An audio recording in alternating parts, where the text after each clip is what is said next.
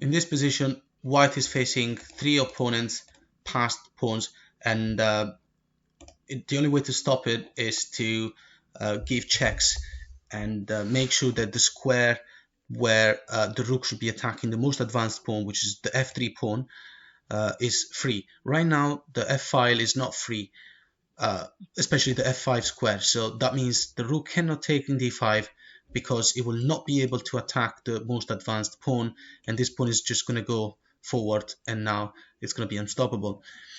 Taking the d5 pawn with the king will not help as well, because after take now, well, black cannot push this yet because of a very obvious skewer, but black now plays also a very crucial move. So if before the most advanced pawn of our opponent could have been attacked by the rook in f5, at least could have been targeted from f5, and that square was under the control of the opponent. In this case, black will have to do their best to make sure that the rook does not reach the f file, which is where their most important pawn is. So king e7 is the crucial move that guards f8, and now this rook is not going to be able to attack the most advanced pawn. Well, taking the pawn with the king here will just allow black to take the rook, and after king takes king, there's just nothing left on the board, so that's going to be a draw. White cannot try anything else because this game is going to result in a win for black. After rook h8, black can push f2, and now the only move that stops the pawn from promoting is rook h1, but that allows e3. So things are not going to go well. So what's the trick here in preventing this problem? So the only move now to continue is rook d6. This move comes with a check. So what's important about this check is that a check wins a tempo. So after a move like let's say king e7, then black loses control of the square where the most advanced pawn can be targeted. That means that the rook can now just happily take the pawn here, and if black pushes, then rook is going, and the king is also guarding this square, which means that the black pawns will not be able to help each other. If the king actually chooses, instead of e7, so after the check, if the king chooses to go f5, which makes more sense, then now this pawn can be taken because it comes with check. And after f4, which seems a very logical continuation for black, well, if black goes to f6, then that just allows white to win another pawn. This pawn isn't going anywhere. This king is protecting the crucial f5 square, and the rook will be able to reach that square and take the pawn. So after f4, white now continues with rook to d8. So what does black play here? Well, can't push e3 because of the check that comes. Well, the king is controlling the e file, so after the check, the king will be able to take the e pawn. And if black plays something like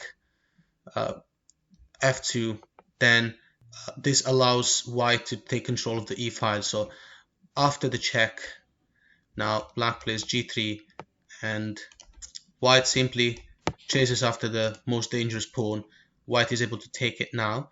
There's two pieces attacking it, so whatever black does, this pawn is going to fall, and so is the other.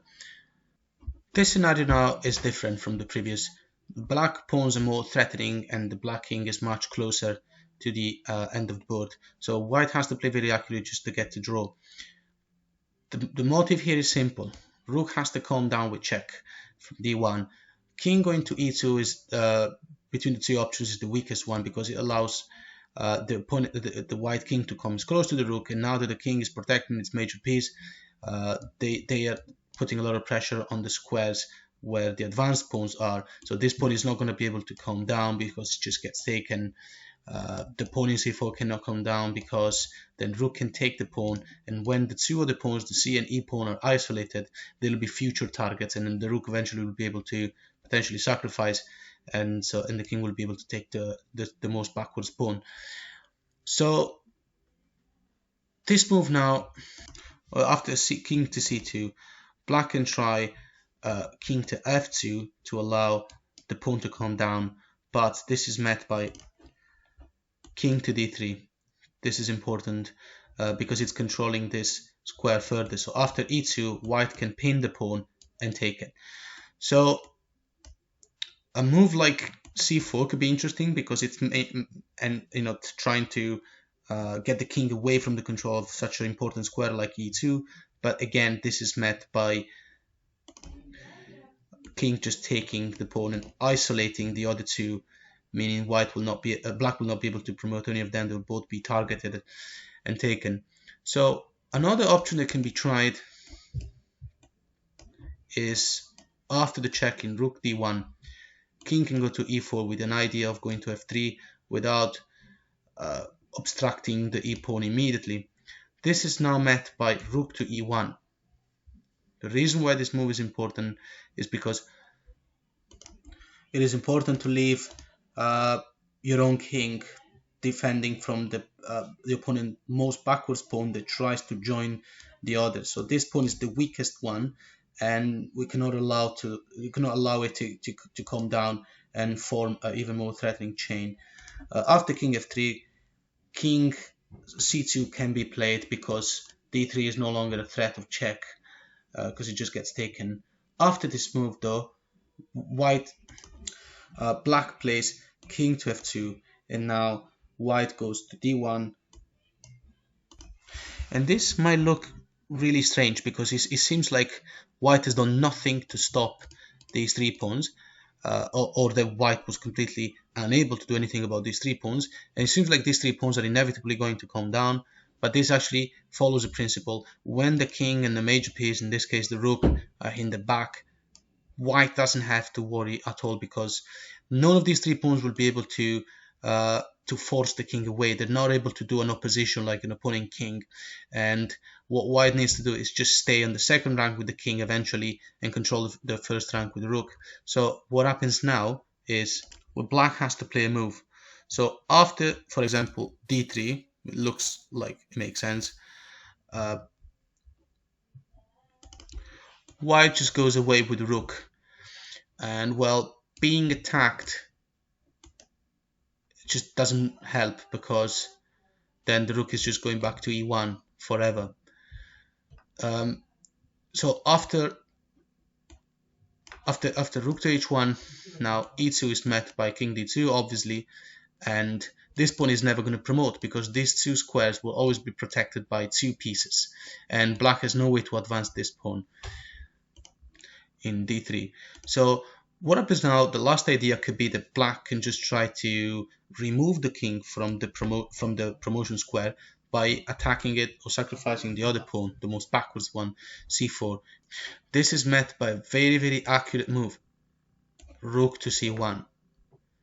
So what happens here is that this pawn again cannot promote because there's still two pieces attacking it, and the sacrifice of the pawn in c3, which is meant to disrupt the king from the control of the first rank, is just met by king takes. And now a promotion will be taken by the rook, and well, d2 cannot be played because then the king will just take it and white will win. So a promotion is met by rook takes, and after a bunch of swaps, this is a draw. So it was crucial to keep control of the first rank and to keep the king as close as possible to the rook in order to save yourself from such situations.